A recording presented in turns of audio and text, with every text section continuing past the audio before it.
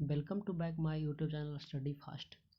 तो चलो फ्रेंड, आज हम बात करने वाले हैं क्लास 10th के प्रकाश के अपवर्तन एवं परावर्तन के सभी वीवीआई ऑब्जेक्टिव के लिए, जो 10th क्लास के बिहार बोर्ड के लिए अति आवश्यक है। तो चलो फ्रेंड, आज का जो मेरा टॉपिक है क्या, प्रकाश का परावर्तन एवं अपवर्तन।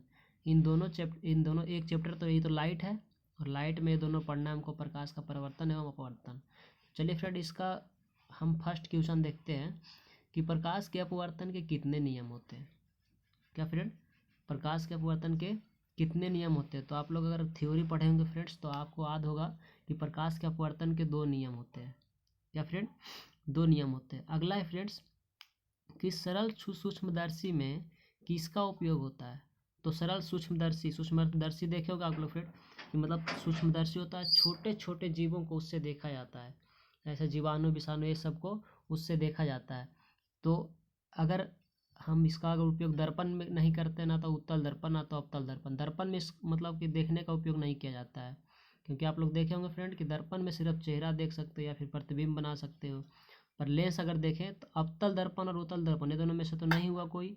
अब लेंस को देखना है कि अवतल लेंस होगा फिर उत्तल लेंस होगा। देखो फ्रेंड, अवतल लेंस जो मेरा होता है, अवतल लेंस में प्रतिबिंब बड़ा बनता है और उत्तल लेंस में प्रतिबिंब छोटा बनता है, जिसके कारण हम इसका उपयोग करते हैं अवतल लेंस का। किसका उपयोग करते हैं? अवतल लेंस का, क्योंकि हमको छोटे जीवों को देखना पड़ता है। अगला फ्रेंड है, वो एक उत्तल लेंस होता है, मतलब एक उत्तल लेंस का जो आकार होता है कैसा होता है। तो देखो इसमें कह रहा है फ्रेंड ऑप्शन नंबर ए में कि सभी जगह समान मोटाई का। नहीं, आपको देखो फ्रेंड, हम उसका फिगर दिखाते हैं उत्तल लेंस का। तो उत्तल लेंस का फिगर देखो फ्रेंड, कुछ इस प्रकार से होता है,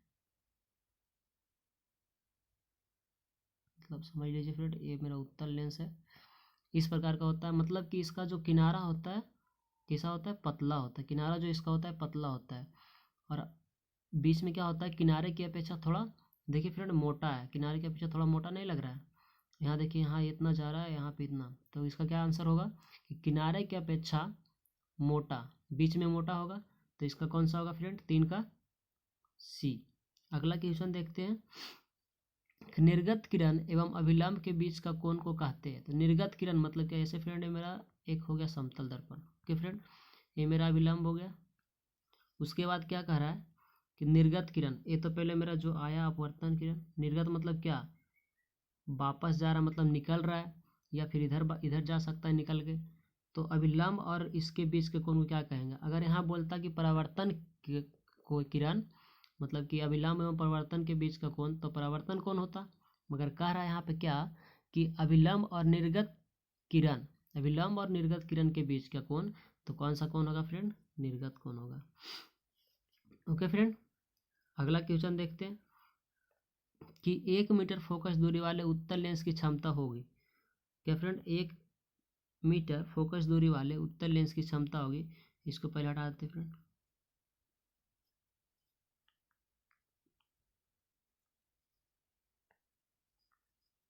तो 1 मीटर फोकस दूरी वाला उत्तल लेंस की क्षमता, तो उत्तल लेंस की क्षमता मतलब क्या फ्रेंड, कि देखना है उत्तल लेंस तो पहले हमेशा जो होता है, एक चीज़ समझ लीजिए, उत्तल लेंस का जो हमेशा क्षमता होती है, फोकस दूरी उसका हमेशा पॉजिटिव होता है। तो आंसर तो इसका नेगेटिव में होगा नहीं। अब उसके बाद देखते हैं कि इसमें मेरा क्या फोकस दूरी दे रखा है, मतलब कि एफ बराबर कितना दे रखा है फ्रेंड, एफ बराबर दे रखा है 1 मीटर। ओके फ्रेंड, एफ बराबर 1 मीटर दे रखा है, और हमें लेंस की क्षमता पूछ रहा है। तो लेंस की क्षमता जो होती है फ्रेंड, इसका व्युत्क्रम होता है, मतलब डी बराबर 1/f होगा, डी बराबर 1/f। ओके फ्रेंड्स, तो डी बराबर 1/f जब हो गया, और अब देखिए यहाँ पे दिया है 1 मीटर, तो 1/1 होगा, एफ की जगह पे 1 होगा कि नहीं फ्रेंड? तो 1/1 मतलब कि 1।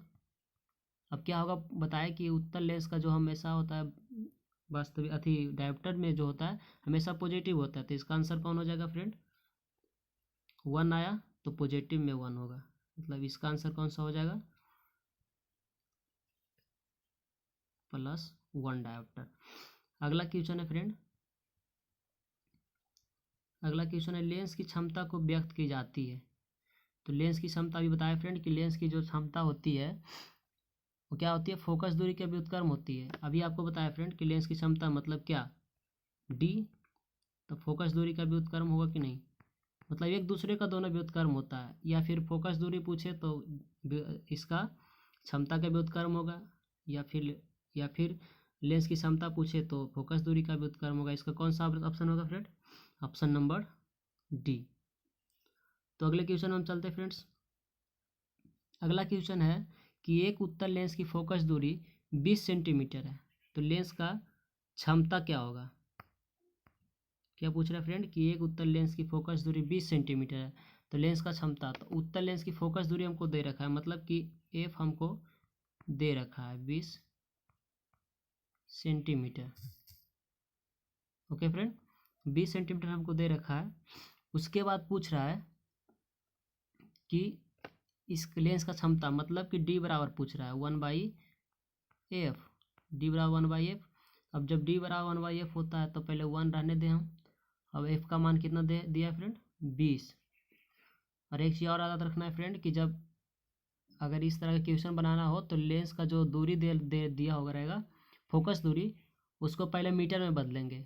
क्या करेंगे, पहले मीटर में, तो 20 सेंटीमीटर, इसको मीटर में बदलने के लिए 100 से यहाँ पे गुना कर देते हैं, तो कितना हो गया फ्रेंड,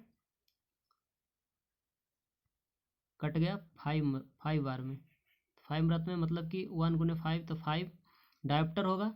पर लेंस की क्षमता, किस लेंस, कौन सा लेंस पूछ रहा है फ्रेंड, उत्तल लेंस। तो बताया ना कि उत्तल लेंस में जो भी होता है प्लस में होता है, तो 7 का कौन सा आंसर हो जाएगा फ्रेंड, 7 का आंसर कौन सा हो जाएगा, 5 डायोप्टर आया तो प्लस में आएगा कि माइनस में, तो उत्तल लेंस है इसलिए प्लस में।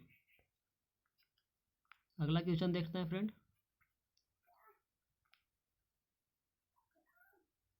कि किसी लेंस का क्षमता -2.0 डायोप्टर है, तो वह है, किसी लेंस का क्षमता -2.0 डायोप्टर है तो वह है, तो -2.0 डायोप्टर अगर बोले तो क्या हो जाएगा फ्रेंड। इसका देखिए आपको मतलब बता देते हैं, क्षमता पूछ रहा है, जब क्षमता पूछ रहा है तो पी बराबर हमको कितना दे रखा है फ्रेंड, पी बराबर हमको दे रखा है -2.0, और हम तो वह है, मतलब कि इसका एफ निकालना है, तो एफ बराबर क्या हो जाएगा फ्रेंड, 1/d, 1/d मतलब कि 1/-2, पॉइंट के बाद 0 का कोई वैल्यू नहीं रहता है। उसके बाद जब इस तरह अगर 2 डायोप्टर दिया है, मतलब कि 2 मीटर दिया है, तो इसको पहले लेंस क्या करेंगे, 100 से हम भाग करेंगे, गुना करेंगे, तो मेरा क्या हो जाएगा, पहले इसमें भाग करेंगे फ्रेंड, तो 1 कितना 0.5 हो जाएगा।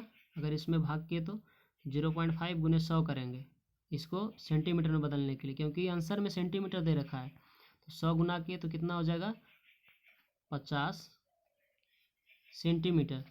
और कौन सा लेंस होगा फ्रेंड, क्योंकि माइनस में था, तो माइनस में हम उत्तल को नहीं बताया था, माइनस में जब होगा जब अवतल होगा, तो इसका ऑप्शन नंबर कौन सा हो जाएगा, इसका ऑप्शन नंबर मेरा डी हो जाएगा। क्या फ्रेंड, ऑप्शन नंबर मेरा डी हो जाएगा। अगला क्वेश्चन देखते हैं फ्रेंड,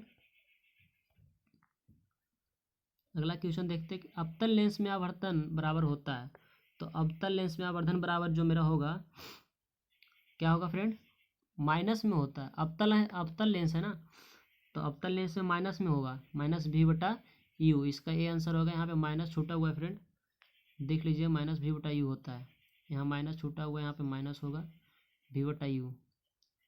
अब इसका अगला क्वेश्चन देखते हैं, किसी माध्यम के अपवर्तनांक का मान होता है, मतलब माध्यम का अपवर्तनांक क्या, आई और आर, मतलब कि अपवर्तन कोण और परावर्तन कोण, तो अपवर्तन कोण को माध्यम में क्या बोलते हैं, साइन आई, और परावर्तन कोण को साइन आर, तो इसका मान होता है साइन आई बटा साइन आर, तो 10 का क्या हो जाएगा फ्रेंड, साइन आई बटा साइन आर। आप लोग वीडियो को ध्यान से देखते रहिएगा बिना स्किप किए, क्योंकि हम एक एक चीज़ समझाते जा रहे हैं। सघन माध्यम से विरल माध्यम में गमन करने पर आपतन कोण आई, क्या फ्रेंड, आपतन कोण किससे, आई से, और परावर्तन कोण आर से, तो कह रहा है में क्या संबंध होगा, ये दोनों में, कह रहा है दोनों में क्या संबंध होगा। तो आपको बता दें फ्रेंड कि आपतन कोण और परावर्तन कोण में संबंध यही होगा, जब आपतन कोण आएगा और परावर्तन कोण जाएगा तो क्या होगा, आई से क्या होगा, आई से आर बड़ा होगा, क्या होगा फ्रेंड, आई से आर बड़ा होगा। जो इसमें आपको ऑप्शन गलत दे रखा है, तो आई से क्या होगा, आर बड़ा होगा। अगर यहाँ पे इस तरह से ना रहे, यहाँ पे आई से आर बड़ा होगा, मतलब यहाँ इस तरह से हो सकता है फ्रेंड। तो ऑप्शन नंबर हम बी मार सकते हैं। ओके फ्रेंड, अगला देखते हैं, प्रकाश की चाल सबसे अधिक होती है। तो बता दें फ्रेंड, प्रकाश की चाल जो होता है निर्वात में सबसे अधिक होता है। कांच में कांच में कम, उसके बाद वायु में, उसके बाद निर्वात में सबसे कम होता है फ्रेंड, सबसे अधिक होता है, सॉरी सबसे अधिक होता है निर्वात में प्रकाश की चाल। तो मेरा ऑप्शन क्या हो जाएगा, इसको शून्य भी कहते हैं या फिर इंग्लिश में इसको वैक्यूम भी कहते हैं। तो मेरा 12 का ऑप्शन नंबर सी हो गया। अगला क्वेश्चन देखते हैं फ्रेंड, निम्न में कौन सा पदार्थ लेंस बनाने के लिए प्रयुक्त नहीं किया जा सकता। तो लेंस बनाने के लिए तो सबसे पहले कांच का ज़रूरत पड़ता ही फ्रेंड, जल का भी इसमें ज़रूरत पड़ता है, और प्लास्टिक का भी। कभी कांच उच तोड़ेंगे फ्रेंड तो देखिएगा उसमें थोड़ा थोड़ा प्लास्टिक का कुछ कण रहेगा, पर इसमें मिट्टी का कुछ अंश भी नहीं रहता है, इसीलिए इसका आंसर कौन सा हो जाएगा, 13 का बी। ये आपको एग्जाम में हमेशा पूछते रहता है फ्रेंड कि निम्न में से कौन सा पदार्थ मतलब कि जो लेंस बनाने के लिए उपयुक्त नहीं है। तो क्या हो जाएगा मेरे फ्रेंड, बी ऑप्शन, मिट्टी जो है उपयुक्त नहीं है। अगला क्वेश्चन देखते हैं फ्रेंड, लाल और नीले वर्ण की किरणें के कांच की सतह पर वायु में आपतन कोण समान तथा कांच में अपवर्तन कोण क्रमशः R1 तथा R2 है। अभी बताया था फ्रेंड कि आपतन कोण से अपवर्तन कोण बड़ा होता है, आपको बताया था फ्रेंड। तो आपतन कोण कितना है फ्रेंड, आपतन कोण देखिए क्रमशः दिले है कि आपतन कोण मेरा R1 है, तो आपतन कोण सही बात, R1 मेरा आपतन कोण हो गया, और परावर्तन कोण R2 है। मतलब कि अब बता देते हैं, अभी इसके पहले वाला क्वेश्चन है फ्रेंड कि जो आपतन कोण होगा परावर्तन कोण अपवर्तन कोण से छोटा होगा, या फिर आपतन कोण से अपवर्तन कोण बड़ा होगा, मतलब कि R1 छोटा होगा R2 से, या फिर R2 बड़ा होगा R1 से, इस तरह से फ्रेंड। तो मेरा ऑप्शन कौन सा हो जाएगा, 14 का ऑप्शन नंबर कितना हो जाएगा फ्रेंड, सी। क्या हो जाएगा, सी। ओके फ्रेंड, अगला क्वेश्चन देखते हैं, किसी दर्पण के सामने आप चाहे जितनी दूरी पर खड़े हो आपका प्रतिबिंब सीधा ही बनता है। संभवतः दर्पण मतलब किसमें संभव ऐसा है कि आप किसी भी दूरी पर खड़े रहो, पर वैसा कौन सा दर्पण होगा जो जिसमें आपका प्रतिबिंब मतलब कि सीधा ही बनेगा। तो कौन सा दर्पण होगा फ्रेंड, समतल एवं उत्तल दोनों में ऐसा संभव हो सकता है। आप किसी भी दूरी पे खड़े रहो, प्रतिबिंब में हो सकता है सीधा छोटा बने या फिर बड़ा बने, प्रतिबिंब इस तरह से बन सकता है, पर हमेशा सीधा ही प्रतिबिंब बनेगा अगर आप किसी भी जगह पे खड़े रहो। अगला क्वेश्चन है फ्रेंड, एक गोलीय दर्पण द्वारा बने प्रतिबिंब का आवर्तन ऋणात्मक हो तो प्रतिबिंब बनेगा। सिंपल सा फ्रेंड कि अगर एक गोलीय दर्पण है, कोई भी दर्पण ले लीजिए, जैसे गोली में आता है उत्तल अवतल, और कोई भी दर्पण लीजिए, और उसमें क्या कह रहा है कि प्रतिबिंब अगर बने तो आवर्धन ऋणात्मक हो, मतलब कि -v/u है, आवर्धन क्या हो जाए, ऋणात्मक हो जाए, तो प्रतिबिंब बनेगा। तो ऋणात्मक हुआ तो क्या होगा फ्रेंड, प्रतिबिंब कैसा बन सकता है मेरा, उल्टा होगा। अगर प्रतिबिंब उल्टा होगा तब ना माइनस माइनस में आएगा। तो मेरा क्या हो जाएगा, ऑप्शन नंबर 16 का ए, मतलब उल्टा होगा। कब, जब एक गोलीय दर्पण में प्रतिबिंब का आवर्धन ऋणात्मक बने तब। अगला क्वेश्चन देखते हैं फ्रेंड कि अवतल दर्पण में आवर्धित काल्पनिक प्रतिबिंब बनाने के लिए वस्तु को कहाँ रखा जाता है। मतलब अवतल दर्पण में फ्रेंड अगर फोकस पे रखते हैं तो अनंत में जाके बनता है। ओके फ्रेंड, अगर फोकस पे हम अवतल दर्पण पे रखते हैं तो अनंत में जाके बनता है और वस्तु से बड़ा बनता है। तो आवर्धित मतलब क्या, बड़ा बनाना, और काल्पनिक बनाना, प्रतिबिंब बनाना है। तो कहाँ पे रखें, तो आप देखिए फ्रेंड कहाँ पे रख सकते हैं आप, तो फोकस के अंदर रखेंगे। अगर फोकस पे रखते तो प्रतिबिंब अनंत में बनता है, अगर फोकस के अंदर रखे तो और आगे जाके बनेगा, मतलब और बड़ा बनेगा। तो मेरा क्या हो जाएगा, 18 के बी ऑप्शन होगा, फोकस के अंदर रखना होगा। अगला देखना है फ्रेंड कि हम लोग जब सैलून में जाते हैं, मतलब कि दाढ़ी बनाने में कौन सा दर्पण उपयुक्त होता है। मतलब दाढ़ी उड़ी जब बनाया जाता है सैलून में, दाढ़ी वाल, तो कौन सा दर्पण का उपयुक्त किया जाता है वहाँ पे। तो 19 का क्या हो जाएगा फ्रेंड, सी। 19 का क्या हो जाएगा, सी, मतलब कि अवतल दर्पण का उपयोग हम लोग करते हैं दाढ़ी बनाने में और फिर बाल बनाने में। अगला है फ्रेंड, गोलीय दर्पण में फोकसांतर एवं वक्रता त्रिज्या के बीच संबंध है। गोलीय दर्पण में फोकसांतर एवं क्या बोल रहा फ्रेंड, वक्रता त्रिज्या के बीच संबंध है। तो क्या हो जाएगा मेरा फ्रेंड, F बराबर R/2, या फिर R बराबर 2F, मतलब कि फोकस दूरी वक्रता त्रिज्या की आधी होती है। ओके फ्रेंड, जैसे आपको दिखाते हैं फिगर में। अगर ये मेरा पोल है, यहाँ P मान लिए, ये मेरा अगर F मान लिए, तो यहाँ मेरा R होगा। अगर यहाँ से यहाँ तक की लंबाई 2 सेंटीमीटर है, तो यहाँ से यहाँ तक 2 हो जाएगा, मतलब दोनों का समान। तो यहाँ पे देखिए, यहाँ से यहाँ तक पूरा मिला के कितना हो जाएगा, 4। मतलब कि देखिए, तो फोकस दूरी का दुगना हुआ कि नहीं वक्रता त्रिज्या। या फिर अगर यहाँ से देखें तो वक्रता त्रिज्या की आधी हुआ फोकस दूरी। ओके फ्रेंड, अब अगला क्वेश्चन में बढ़ते हैं। अगला क्वेश्चन है फ्रेंड, उत्तल दर्पण द्वारा बना प्रतिबिंब होता है, मतलब उत्तल दर्पण जो प्रतिबिंब बनता है वह कैसा होता है। तो मेरा क्या हो जाएगा फ्रेंड, उत्तल दर्पण द्वारा जब प्रतिबिंब बनता है तो हमेशा सीधा बनता है। कैसा बनता है फ्रेंड, हमेशा याद रखिएगा कि उत्तल दर्पण द्वारा प्रतिबिंब जो बनता है सीधा बनता है। अगला क्वेश्चन है, निम्नलिखित में से किस दर्पण द्वारा किसी वस्तु का वास्तविक प्रतिबिंब मिल सकता है। किस दर्पण द्वारा वस्तु का वास्तविक प्रतिबिंब मिल सकता है। तो किससे द्वारा, अवतल दर्पण के द्वारा प्रतिबिंब वास्तविक मिल सकता है। उत्तल दर्पण के द्वारा नहीं मिल सकता, ना तो समतल दर्पण के द्वारा। अवतल दर्पण के द्वारा मिल सकता है। अगला क्वेश्चन है फ्रेंड कि समतल दर्पण द्वारा बना प्रतिबिंब होता है। तो समतल दर्पण द्वारा बना प्रतिबिंब कैसा होता है, तो काल्पनिक होता है। समतल दर्पण जो हम लोग घर में चेहरे देखने का उपयोग करते हैं, उसमें आप लोग देखिएगा कि अगर आप कभी खाना खाते तो आईने के सामने जाकर खाइए, तो लगेगा कि आप मतलब कि राइट हैंड नहीं लेफ्ट हैंड से खा रहे हैं। अगला देखिएगा फ्रेंड, तो कैसा प्रतिबिंब बन रहा है, आभासी बन रहा है ना, काल्पनिक। हम कल्पना कर रहे हैं कि हमें हाथ से खा रहे हैं, हमारा प्रतिबिंब बन रहा है वो हाथ का। अब देखते हैं फ्रेंड्स 24 नंबर क्वेश्चन कि प्रकाश के परावर्तन के कितने नियम हैं। कितना है फ्रेंड, तो सिंपल क्वेश्चन है, इसका 2 नियम है, आप लोग थ्योरी पढ़ेंगे। अगला क्वेश्चन है, यदि वस्तु उत्तल लेंस के फोकस तथा फोकस दूरी के दुगनी दूरी के बीच स्थित हो तो प्राप्त प्रतिबिंब। मतलब कि फोकस दूरी के दुगनी दूरी पर, मतलब क्या, फोकस और फोकस का दुगनी दूरी क्या हो जाएगा, त्रिज्या। मतलब फोकस और वक्रता त्रिज्या के बीच अगर वस्तु रहे तो प्रतिबिंब कैसा बनेगा। क्या पूछ रहा है फ्रेंड कि फोकस और वक्रता त्रिज्या के बीच में अगर वस्तु रखा जाए तो प्रतिबिंब कैसा बनेगा। तो कैसा बनेगा फ्रेंड, वास्तविक, उल्टा तथा आवर्धित। मतलब वास्तविक बनेगा प्रतिबिंब, उल्टा रहेगा और बड़ा भी रहेगा वस्तु से। अगला क्वेश्चन है फ्रेंड कि एक उत्तल लेंस से 30 सेंटीमीटर की दूरी पर एक वस्तु रखी गई है। तो एक उत्तल लेंस से 30 सेंटीमीटर की दूरी पर, मतलब कि एफ आपको दे रखा है 30 सेंटीमीटर। तो लेंस की उतनी दूरी पर वास्तविक प्रतिबिंब प्राप्त होता है लेंस का फोकस दूरी। तो लेंस का फोकस दूरी पूछ रहा है फ्रेंड।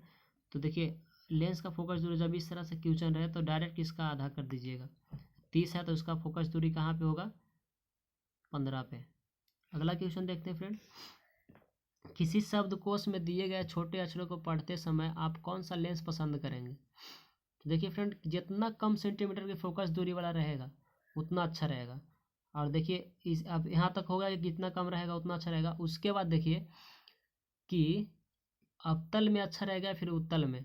तो देखना है फ्रेंड कि अवतल जो मेरा होता है वो तो बस मतलब कि जो कोई वस्तु तो उसको और छोटा बनाता है प्रतिबिंब उसका, और जो उत्तल होता है अगर छोटे वस्तु तो उसका प्रतिबिंब बड़ा बनाता है। तो किसका हम उपयोग कर सकते हैं, पहले तो कम तो 5 सेंटीमीटर है और बाकी दोनों 50-50 है, ये तो मेरा हुआ नहीं, तो कम 5 है।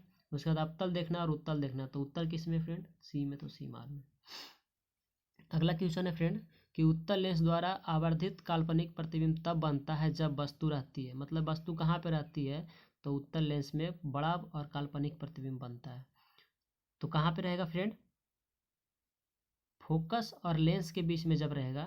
जैसे कि मेरा लेंस अगर ले लिया जाए यहाँ पे, और अगर बात माने कि यहाँ फोकस है, तो इसके और इसके बीच में अगर वस्तु रहेगा तो इसका प्रतिबिंब बड़ा और काल्पनिक बनेगा। तो किसके, फोकस और लेंस के बीच। ऑप्शन नंबर क्या हो जाएगा फ्रेंड, सी, फोकस और लेंस के बीच। अगला क्वेश्चन है, किसी बिंब का वास्तविक तथा समान आकार का प्रतिबिंब प्राप्त करने के लिए बिंब को उत्तल लेंस के सामने कहाँ रखा जाए। तो कहाँ रखा जाए, फोकस दूरी की दुगनी दूरी पर। मतलब फोकस दूरी के दुगनी दूरी क्या, त्रिज्या पे। अगर वक्रता त्रिज्या पर रखा जाए तो समान आकार का प्रतिबिंब बनेगा किसी वास्तविक। जैसे कि ये मेरा फोकस दूरी है, एफ हो गया फ्रेंड, इसका फोकस दूरी कहाँ, वक्रता त्रिज्या r, मतलब कि यहाँ पे अगर रखा जाए वस्तु इस तरह ऊपर तो इसका प्रतिबिंब यही यहाँ पे ही बनेगा और वस्तु के बराबर है। 5 सेंटीमीटर का अगर वस्तु है तो यहाँ भी 5 सेंटीमीटर का ही प्रतिबिंब बनेगा। तो ऐसा कब होगा, फोकस दूरी की दुगनी दूरी पर, या फिर इसको हम क्या बोल सकते हैं, वक्रता त्रिज्या पे। क्या बोल सकते हैं फ्रेंड, वक्रता त्रिज्या पर। अगला क्वेश्चन है कि f बराबर r/2 सत्य है, तो उत्तल ऑप्शन ए में दिया है कि उत्तल दर्पण के लिए परंतु अवतल दर्पण के लिए नहीं। ये तो गलत हो गया फ्रेंड कि r/2 सब में फोकस दूरी जो होता है वक्रता त्रिज्या की आधी होती है। कोई भी दर्पण ले लिया जाए सब में समान होती है, मतलब कि सब में नियम लागू है कि जो अवतल दर्पण हो या फिर उत्तल दर्पण हो या फिर समतल दर्पण हो, सभी दर्पणों में जो फोकस दूरी होती है वक्रता त्रिज्या की आधी होती है। मतलब कि इस तरह से फ्रेंड, ये मेरा अगर f है यहाँ पे तो यहाँ पे r है, अगर यहाँ पे ध्रुव है मतलब कि केंद्र है, तो यहाँ से यहाँ तक के बीच की दूरी होता है अगर 2 सेंटीमीटर, और यहाँ से यहाँ तक के बीच की दूरी यहाँ से लिया जाता है फ्रेंड, यहाँ से यहाँ तक के बीच की दूरी 2 सेंटीमीटर। अब यहाँ से यहाँ तक के अगर देखा जाए तो 4 सेंटीमीटर, मतलब कि हुआ कि नहीं फ्रेंड कि यहाँ केंद्र से यहाँ फोकस दूरी के बीच का जो दूरी है 2 सेंटीमीटर है, और यहाँ से वक्रता त्रिज्या के बीच की दूरी कितना है, 4 सेंटीमीटर। तो इससे दोगुना हुआ कि नहीं वक्रता त्रिज्या। तो सभी दर्पणों में इस तरह से होगा। तो इसका ऑप्शन नंबर क्या हो जाएगा, उत्तल तथा अवतल दोनों प्रकार के दर्पणों के लिए। ठीक फ्रेंड, उत्तल एवं अवतल दोनों प्रकार के दर्पणों के लिए इसका उपयोग किया जाता है, मतलब ये सत्य है दोनों दर्पणों के लिए। अगला क्वेश्चन देखते हैं फ्रेंड, ऐसे पदार्थ जिनसे होकर प्रकाश आसानी से पार कर जाता है। ये तो आप लोग 8 क्लास में पढ़े होंगे, पर ये भी आपको क्वेश्चन पूछ सकता है, क्योंकि आपको पढ़ना था आभासी, पारदर्शी, पारदर्शी पदार्थ, अपारदर्शी, परभासी, इस तरह से आपको पढ़ना था प्रकाश के परावर्तन अपवर्तन में। देखते हैं फ्रेंड कि कौन सा ऑप्शन है, आपको तो पता ही हो रहा होगा कि कौन सा ऑप्शन हो सकता है इसमें। तो कौन सा होगा फ्रेंड, 31 का ए, पारदर्शी पदार्थ, मतलब जिससे हम किसी वस्तु को आसानी से देख सकते हैं या फिर प्रकाश आसानी से पार हो सकता है, उसको क्या बोलेंगे, पारदर्शी पदार्थ। अगला क्वेश्चन है फ्रेंड, प्रवर्तन का कोण होता है। परावर्तन का कोण होता है मतलब क्या, आपतित किरण और दर्पण के सतह के बीच का कोण। तो परावर्तन कोण, देखो फ्रेंड परावर्तन कोण कहते किसको है, परावर्तन कोण इसको बोलता है फ्रेंड कि जैसे कि परावर्तन के नियम, जैसे समतल दर्पण ही है मेरा, अगर समतल है मेरा अभिलंब हो गया, तो परावर्तन कोण देखिए, जो मेरा ये किरण आ रही है, कहीं कोई ऑब्जेक्ट यहाँ पे रख दिए, जैसा टॉर्च रख दिए यहाँ से, कोई किरण आ रही है, अब आने के बाद यहाँ जो अभिलंब उसके पास आती है और पुनः उसी माध्यम में लौट जाती है। तो मेरा हो गया कौन सा किरण कौन हो गया, ये मेरा आपतित किरण हो गया, आपतित किरण हो गया। कैसा फ्रेंड, आपतित किरण। और ये मेरा क्या हो गया, परावर्तित किरण, परावर्तित किरण। ये मेरा आपतित किरण हो गया, परावर्तित किरण हो गया। तो हमें पूछ रहा है क्या, परावर्तन का कौन पूछ रहा है, मतलब कि आपतित किरण तो आपतन कौन हो जाएगा, परावर्तित किरण तो परावर्तन कौन हो जाएगा। तो किसके और किसके बीच के कोण को परावर्तन कोण कहेंगे, तो वही हमको देखना है। तो परावर्तित किरण और दर्पण की सतह पर खींचे गए अभिलंब, देखिए फ्रेंड ये मेरा परावर्तित किरण है और दर्पण के सतह पे जो अभिलंब खींचा गया है, इस ये दोनों के बीच के कोण को हम लोग कहेंगे क्या, परावर्तन कोण। क्योंकि परावर्तित हो रहा है यहाँ से, दर्पण के जो सतह पे खींचा गया विलंब है वहाँ से हमको यह वाला जो है परावर्तित हो रहा है, इसलिए मेरा क्या हो गया, ये परावर्तन कोण, इसको हम आर से डिनोट करते हैं। ये मेरा आई हो गया आपतन कोण, ये मेरा परावर्तन कोण। अगला तो अब इसका ऑप्शन नंबर क्या हो जाएगा फ्रेंड, 32 का डी, परावर्तित किरण और दर्पण के सतह पर खींचे गया विलंब के बीच का कोण। अगला क्वेश्चन है फ्रेंड, निम्नलिखित में से किसके द्वारा किसी वस्तु का आभासी प्रतिबिंब प्राप्त किया जा सकता है। तो किसके द्वारा फ्रेंड, सभी के द्वारा आभासी प्रतिबिंब, मतलब कि ऑब्जेक्ट को कहाँ रखा जाएगा, वस्तु को कहाँ रखा जाएगा, उस प्रकार से हम अगर रखते हैं, मतलब कि पता चले कि यहाँ पे रखने से ऐसा होता है, तो मतलब कि तीनों दर्पणों के द्वारा, मतलब समतल दर्पण के द्वारा भी हम आभासी प्रतिबिंब प्राप्त कर सकते हैं, अवतल दर्पण के द्वारा भी प्राप्त कर सकते हैं, उत्तल दर्पण के द्वारा भी प्राप्त कर सकते हैं। मतलब क्या हो जाएगा फ्रेंड, तीनों दर्पणों के द्वारा। ऑप्शन नंबर मेरा डी राइट आंसर है। अगला क्वेश्चन फ्रेंड, इनमें से किसके द्वारा एक बिंदु स्रोत के समांतर किरण पुंज मिल सकता है। तो सिंपल क्वेश्चन है फ्रेंड कि अवतल दर्पण से बिंदु स्रोत समांतर पुंज मिल सकती है। ऐसे समतल तो फ्रेंड तो समतल से मिलता है, पर अवतल है तो अवतल भी हो सकता है। अवतल दर्पण की 36 नंबर क्वेश्चन सर, अगला क्वेश्चन, अवतल दर्पण की फोकस दूरी उसकी वक्रता त्रिज्या की होती है। सर अभी बता रहे थे कि अवतल दर्पण की फोकस दूरी उसकी वक्रता त्रिज्या क्या होती है, तो आधी होती है। जैसे कि अवतल दर्पण की फोकस दूरी एफ, उसकी वक्रता त्रिज्या मतलब आर की क्या होती है, तो इस तरह से सूत्र बताया था फ्रेंड कि एफ बराबर आर बाई टू, मतलब जो फोकस दूरी है वक्रता त्रिज्या की हाफ हो रहा है कि नहीं फ्रेंड, 1/2। अगर इसको ना देखें तो अब गुना करेंगे तो आर मतलब कि आधी होती है। इसका राइट आंसर क्या हो जाएगा, इसका राइट आंसर आधी होती है। 36 का राइट आंसर आधी होती है। अगला क्वेश्चन फ्रेंड कि मोटर गाड़ी के चालक के सामने लगा रहता है, मतलब कौन सा दर्पण लगा रहता है। मोटर गाड़ी का जो चालक जो जहाँ पे चलाता है, जो चालक होता है बैठ कर ड्राइवर, उसके आगे जो लगा होता है, एक तो होता है कि साइड में, तो साइड मिरर में जो होता है फ्रेंड मेरा अवतल दर्पण का उपयोग किया जाता है। पर अगर बोले कि सामने मतलब चालक के सामने कौन सा दर्पण लगा रहता है, तो मेरा क्या आंसर होगा फ्रेंड, उत्तल दर्पण लगा रहता है। अगला क्वेश्चन है 38 नंबर, एक दर्पण से किसी भी दूरी पर रखी एक वस्तु का सीधा प्रतिबिंब ही प्राप्त होता है, वह दर्पण हो सकता है। क्या हो सकता है फ्रेंड, मतलब कि एक मतलब दर्पण बताना हो, ऐसा दर्पण कि मतलब किसी भी स्थिति हो, कहीं पे भी रहे, कितना ही दूरी पर क्यों ना रहे, तो तब पर भी वस्तु का जो प्रतिबिंब होगा सीधा बनेगा, वह कौन सा दर्पण हो सकता है। तो ऐसा समतल एवं उत्तल दोनों में होता है फ्रेंड। क्या होता है फ्रेंड, समतल एवं उत्तल दोनों में होता है। अगला क्वेश्चन देखते हैं फ्रेंड। अगला क्वेश्चन है, एक गोली दर्पण द्वारा बने प्रतिबिंब आवर्धन एम ऋणात्मक हो तो इसका अर्थ क्या है, मतलब इसका अर्थ क्या है फ्रेंड कि अगर वस्तु का प्रतिबिंब उल्टा बन रहा है तो ऋणात्मक हो जाएगा। ओके फ्रेंड, 39 का डी। जब प्रकाश की एक किरण माध्यम से दूसरे माध्यम में जाती है तो अपने पूर्व पथ से विचलित हो जाती है, इसे क्या कहते हैं। मतलब एक माध्यम से दूसरे माध्यम में जाते हैं तो अपने पूर्व पथ जो उसका जो पहले वाला पथ था, जैसे इस तरह से फ्रेंड मेरा अभिलंब है, ये जो जा रहा है, जैसे ये वाला मेरा अभिलंब है और ये जा रहा है, इधर ना जाकर विचलित होके हो इधर चलाए या फिर वापस इधर चलाए, तो उसको हम लोग क्या कहेंगे, तो उसको हम लोग कहते हैं प्रकाश का अपवर्तन। क्या कहेंगे फ्रेंड, प्रकाश का मतलब अपने पथ से विचलित हो जाता है, मतलब कि जो रास्ता में जा रहा था उस वहाँ पे ना जाकर कोई और रास्ता पे चला गया, तो उसको क्या बोलेंगे हम लोग, प्रकाश का अपवर्तन। अगला क्वेश्चन है फ्रेंड कि प्रकाश की एक किरण जब विरल माध्यम से सघन माध्यम में जा आती है तो वह, तो विरल माध्यम से सघन माध्यम तो क्या होता है फ्रेंड, विरल मतलब क्या होता है फ्रेंड, एक इस तरह से रहता है, इधर विरल इधर सघन, इस तरह करके, तो इसके ऊपर सघन में इसके ऊपर विरल इस तरह में, मतलब जब इधर से जाता है और इधर सघन माध्यम में आ जाता है विरल सघन में, तो क्या होता है, तो यह जो होता है फ्रेंड अभिलंब की ओर मुड़ जाता है। क्या होता है फ्रेंड, अभिलंब की ओर मुड़ जाता है। जैसे कि मेरा ये विरल माध्यम हो गया और इधर से किरण आ रही है, तो क्या होता है, ये जो तो इसका तो सीधा इधर लाइन जा रहा है, तो इसको इस पे जाना चाहिए, इसको ये किरण को जाना चाहिए इधर, इधर जाना चाहिए, पर क्या होता है फ्रेंड ये मुड़ के इधर चलाता है। तो तो क्या होता है, यहाँ पे क्या लिखेंगे हम लोग,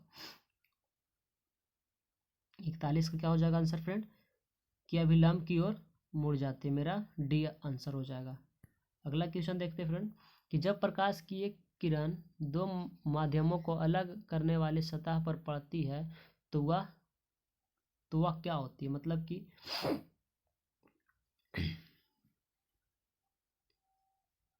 जब प्रकाश की एक किरण दो माध्यमों को अलग करने वाले सतह पर पड़ती है, तो देखिए फ्रेंड जब प्रकाश का एक किरण जैसे इस तरह से है और दो माध्यमों को अलग कर रहा है, एक तो इधर इस अवतल दर्पण समतल दर्पण ले लीजिए, इसको समझ लीजिए सघन माध्यम है, सघन माध्यम ये मेरा समझ लीजिए विरल माध्यम, तो दो माध्यमों को अलग कर रहा है। ओके फ्रेंड, तो अलग करने वाली सतह पर लंबवत पड़ती है, मतलब कि कोई अगर प्रकाश लंबवत पड़े तो क्या होगा, सघन माध्यम से हम दे रहे हैं जैसे लंबवत कोई दर्पण में फ्रेंड, तो क्या होता है कि बिना मुड़े ही सीधे निकल जाती है। अगर इस तरह से देंगे फ्रेंड तो ये तो मुड़ सकता है, पर अगर लंबवत देते हैं तो बिना मुड़े इस तरह से सीधे निकल जाती है। तो क्या होगा मेरा इसका राइट आंसर फ्रेंड, बिना मुड़े सीधे निकल जाती है। 42 का राइट आंसर बी होगा फ्रेंड। अगला क्वेश्चन देखते हैं फ्रेंड। अगला क्वेश्चन मेरा क्या है, पानी से भरी बाल्टी की गहराई कब मालूम पड़ने का कारण है। सिंपल है फ्रेंड, पानी की अगर बाल्टी है और मतलब लगता है कि बहुत कम गड्ढा है, तो क्या उसका आंसर हो सकता है प्रकाश का अपवर्तन के कारण ये सब घटना होती है फ्रेंड। प्रकाश का इस पे पानी से भरी बाल्टी की गहराई कब मालूम पड़ने का कारण, या फिर पूछिए आपको कि बाल्टी में, बड़ी बाल्टी में सिक्का उठा हुआ प्रतीत होता है, ये भी प्रकाश का अपवर्तन का कारण है। या फिर भरी हुई बाल्टी में, पानी से भरी हुई बाल्टी में प्रकाश जो छड़ होता है टेढ़ा मालूम पड़ता है, सब प्रकाश का अपवर्तन के कारण। इस तरह से क्वेश्चन आपको पूछ सकता है फ्रेंड। अगला क्वेश्चन है कि जब प्रकाश एक माध्यम से दूसरे माध्यम में जाता है तब अपवर्तन होता है। जब प्रकाश एक माध्यम से दूसरे माध्यम में जाता है तब अपवर्तन होता है। तो अपवर्तन में क्या प्रभाव पड़ता है फ्रेंड, प्रकाश की चाल में परिवर्तित होने के कारण। मतलब कि प्रकाश का एक माध्यम से दूसरे माध्यम में जाता है तो किसके कारण अपवर्तन होता है। जब प्रकाश एक माध्यम से दूसरे माध्यम में जाता है तो किसके कारण अपवर्तन होता है फ्रेंड, तो मेरा ऑप्शन जो हो जाएगा प्रकाश के चाल में परिवर्तन के कारण अपवर्तन होता है। अगला क्वेश्चन है फ्रेंड, सघन माध्यम से विरल माध्यम में प्रवेश करने पर आपतन कोण तथा परावर्तन कोण में क्या संबंध होता है। बताया था फ्रेंड कि आपतन कोण जब सघन माध्यम से विरल माध्यम में जाता है, जैसा कि ये जो होता है मेरा सघन माध्यम, सघन माध्यम है ई, और ये मेरा सघन माध्यम हो गया ऊपर वाले, और ये विरल माध्यम हो गया। अगर मेरा विरल माध्यम है तो ये तो मेरा आपतन, आपतन कोण जैसे है मेरा फ्रेंड, ये मेरा आपतन कोण आई हो गया और ये मेरा परावर्तन कोण आर हो गया। तो क्या होता है कि दोनों में संबंध क्या है, तो जो मेरा आपतन कोण होता है फ्रेंड, परावर्तन कोण से क्या होता है, छोटा होता है। मतलब कि आई जो होता है आर से छोटा होता है। एक पिछले क्वेश्चन में आपको इस तरह से क्वेश्चन आया था, बताए थे हम। ओके फ्रेंड, तो मेरा राइट आंसर क्या हो जाएगा, तो आपका राइट आंसर क्या हो जाएगा फ्रेंड, आपतन कोण बड़ा होता है, नहीं अपवर्तन कोण बड़ा होता है। क्या होता है फ्रेंड, अपवर्तन कोण आपका बड़ा होता है, मतलब कि आर जो होता है आई से बड़ा होता है। अगला क्वेश्चन, जब प्रकाश की किरण हवा से कांच के प्रिज्म के अपवर्तन सतह से होकर प्रवेश करती हुई दूसरी अपवर्तक सतह से बाहर निकलती है तो वह मुड़ जाती है। मतलब देखिए फ्रेंड कि जैसे प्रिज्म है इस तरह से, और इसका हम श्वेत लाइट दे रहे हैं, तो यहाँ से क्या होता है, पहले तो 7 रंगों में यहीं से बटना स्टार्ट होता है फ्रेंड। अब मुड़ता किधर है फ्रेंड, देखिए आधार की ओर सब मुड़ जाता है। ये मेरा आधार हो गया, तो इसका आंसर यहाँ पे हम वर्णपट लेते थे, तो ये जो मेरा क्या है आधार की ओर मुड़ जाता है। इसका राइट आंसर क्या होगा फ्रेंड, प्रिज्म के आधार की ओर मुड़ जाती है। 46 का राइट आंसर बी। अगला क्वेश्चन फ्रेंड, कि किसी बिंदु वस्तु से निकलकर किरण किसी लेंस से अपवर्तित होकर जिस बिंदु पर मिलती है उसे कहते हैं, क्या कहते हैं फ्रेंड, प्रतिबिंब बिंदु। मतलब कि प्रतिबिंब बन, जैसे कि कोई वस्तु है उसका जब मतलब कि दोनों एक जैसे वस्तु है, इधर से टॉर्च मार रहे हैं हम, तो इस तरह जा रहा है, इस तरह से जा रहा है लाइट, तो कहीं पे जाके तो प्रतिबिंब बनेगा इसका, बात बने छोटा बने या फिर बड़ा बने, तो जो बिंदु मिल रहा है उसको हम क्या बोलेंगे, प्रतिबिंब बिंदु। ओके फ्रेंड, 47 का ऑप्शन क्या हो जाएगा, राइट आंसर डी। अगला क्वेश्चन फ्रेंड, अगला क्वेश्चन क्या है मेरा, निम्नलिखित में कौन सी वस्तु का वास्तविक प्रतिबिंब बन सकता है। निम्नलिखित में कौन किसी वस्तु का वास्तविक प्रतिबिंब बना सकता है, तो कौन बना सकता है फ्रेंड, अवतल लेंस, उत्तल लेंस, या फिर कांच की समतल पट्टी। तो लेंस कभी प्रतिबिंब, वास्तविक प्रतिबिंब नहीं बनाता है फ्रेंड। लेंस हम किसी वस्तु को देख सकते हैं, प्रतिबिंब बहुत कम बनाता है। तो मेरा क्या हो जाएगा ऑप्शन नंबर डी, इनमें से कोई नहीं। अगर दर्पण रहता तब होता फ्रेंड। अगला दिखना है कि प्रकाश का एक माध्यम जिसका अपवर्तनांक n1, दूसरे माध्यम जिसका अपवर्तनांक n2 आदि आपतन कोण आई तथा परावर्तन कोण r, तो साइन आई बराबर sine i by sine r बराबर होगा। तो क्या होगा फ्रेंड, सिंपल देखना है n1 बाई n2। मेरा ऑप्शन नंबर सी जो होता है राइट होता है।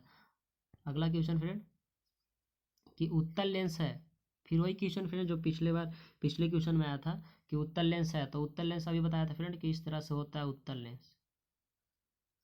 सॉरी फ्रेंड फिगर नहीं बन रहा, इस तरह से मेरा क्या होता है, इस तरह से उत्तल लेंस होता है। मतलब कि किनारा जो होता है मेरा पतला होता है बीच की अपेक्षा।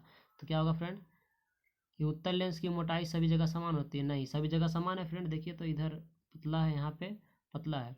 किनारा की अपेक्षा बीच में मोटा होता है, सही बात है। यहाँ किनारा की अपेक्षा, किनारा देखिए पतला है, यहाँ पे मोटा है, तो किनारा की अपेक्षा मोटा होती है। मेरा राइट आंसर जो हो जाएगा ए नंबर। चलिए फ्रेंड, अगर आप मेरे चैनल पर नए हो तो चैनल को सब्सक्राइब कर लीजिएगा और वीडियो को शेयर कीजिए। हम इस तरह के वीडियो आपको ऑब्जेक्टिव टाइप का हमेशा रोज़ अपलोड करते रहेंगे, सभी विषयों का। Okay friend, thank you.